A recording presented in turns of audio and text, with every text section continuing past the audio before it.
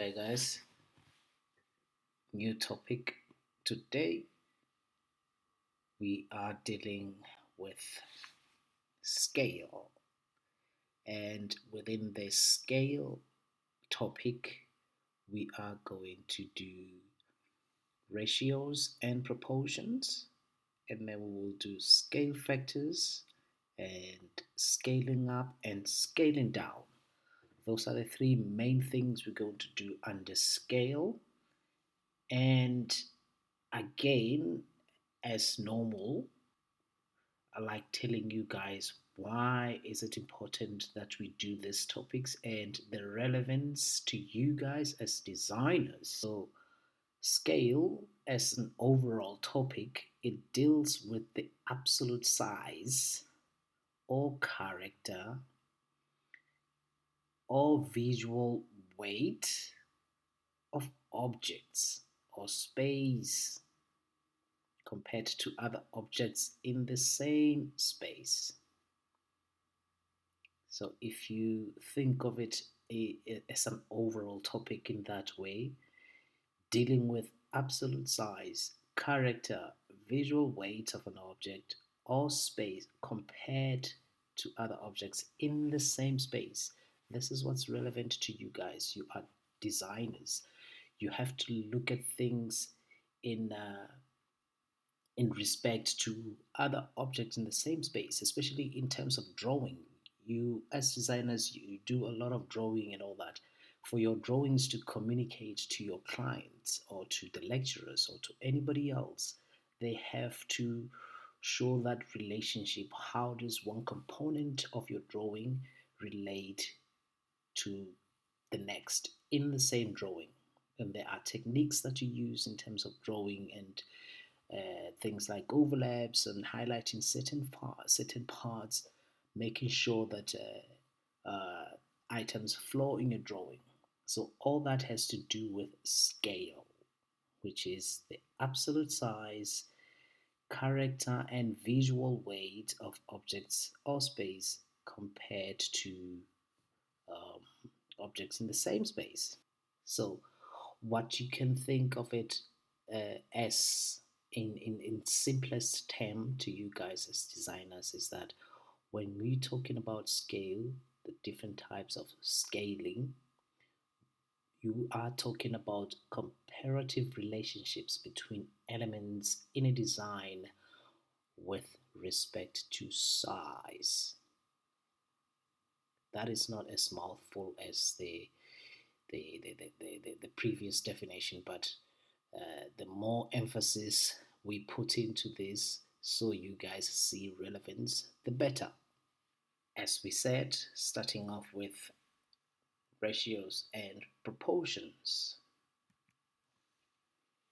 So these are two different words, even though sometimes as spoken terms, they can be used interchangeably, but they are different words. As an overall, think of ratio coming before proportion.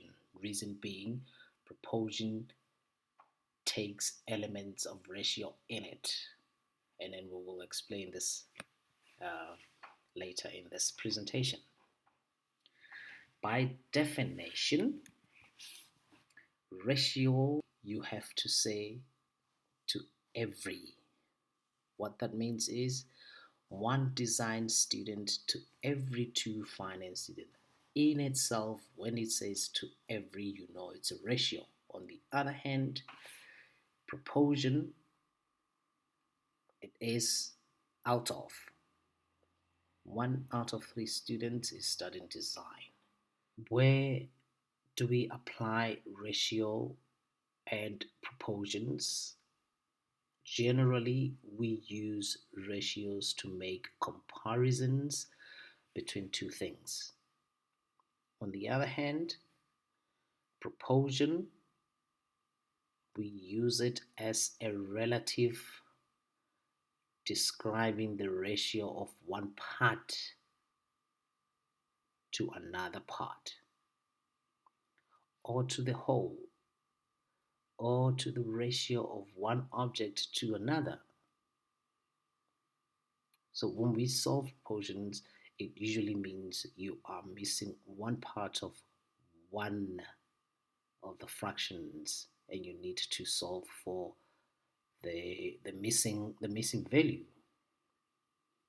So I'm trying to articulate this and be slow so you guys can try and get the difference.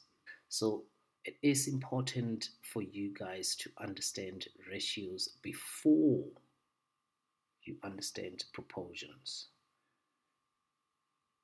because proportions have to have ratios in them, like the earlier explanation I gave that a proportion describes the ratio of one part to another part, or it could be the ratio of one part to something as a whole, or a ratio of one object to another. So it has to have uh, the previous understanding or the initial understanding of a ratio for you to understand proportions. So let's look at examples of ratios. The first one, it talks about the in a total number of 35 people, 15 of them are men. So the question is, what is the ratio of men to women? Notice that because we're looking at the ratio of men, 15, it will be 15 to 20 and not to the total 30. Reason being, it says what is the ratio of men to women. So you have to compare men to women. That means out of 35, if you take 15, you are left with 20, and that 20 will be for women. So we can also rewrite this in a fraction format like that. In the second example, there are 3 squares and 6 circles. So the question is, what is the ratio of squares to circles? So there are 3 squares. That means 3 is to 6, not 3 is to the total number of shapes. So the ratio will be 3 to 6. And then represent it in a fraction, or in a way we normally say it, it would just be 3 to 6 as it shows right at the bottom there. So ratios, as we said, can be used to compare things as a comparative term. So ratios can compare to two unlike things, things that are not similar. So for instance, if one person, Joe in this case, earns $40 in 5 hours, how do you represent that in a ratio? It will be the $40, 40 rand in 5 hours. That is a ratio represented in a fraction. And then to simplify that, because you have to present the ratios in their simplest form, 5 into 5 goes one time into 48 times. This is an equal ratio to that. It's just that this one is simplified. And take note, equal ratios, we will touch on that a bit later. So when the denominator is 1, usually in the maths terms or finance terms, this is usually called a unit rate.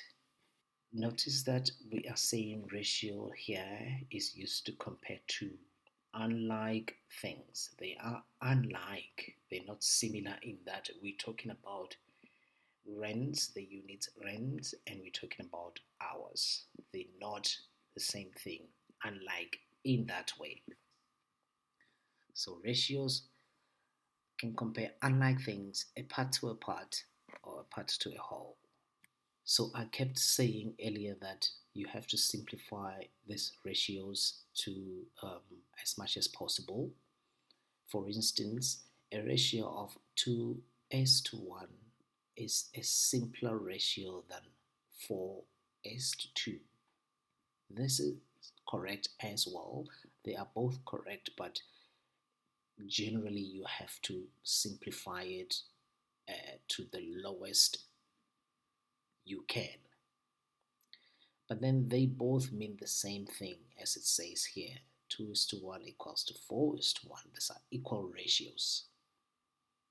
Similarly, 2 is to 1 equals to 6 is to 3, or 8 is to 4, 100 is to 50. So, but these are the simplest ratios. So, a ratio of lecturers to students is 1 equals to 1 is to 30. Is that a true statement? Ratio of fans to players equals to 1 is to 1000. Think about these things. Ratio of weekdays to weekend days is 2 is to 5. Is that true? Ratio of porridge lovers to pizza lovers equals to 100 to 1. You thought about it? So let's see. The first one is true. Why is it true? Because the reverse of that would mean there are more lecturers than students. So this statement is true when you say ratio of lecturers, one lecturer to 30 students. If it was the reverse, ratio of lecturers to student equals to 30 is to 1, that would mean you're saying there are 30 uh, lecturers and 1 student, which doesn't make sense. It's not the correct proportion. So understand this in that context. So you can't interpret your products or your drawing in the wrong way. It has to translate the correct message.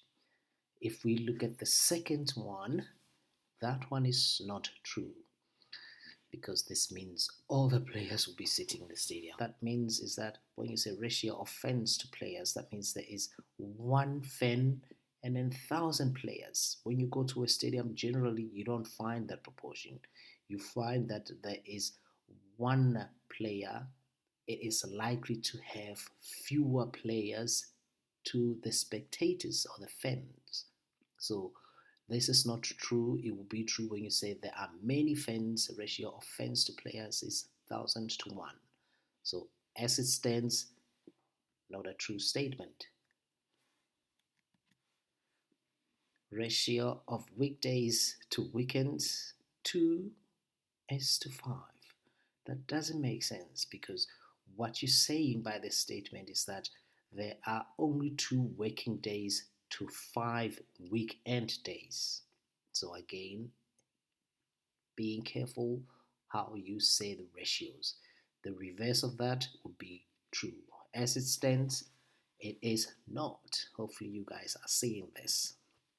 And the final one as well, it is very unlikely that you find more porridge lovers than pizza lovers. So hence this one is not true. You can't have a ratio of 100 porridge lovers to 1 pizza lover. I think.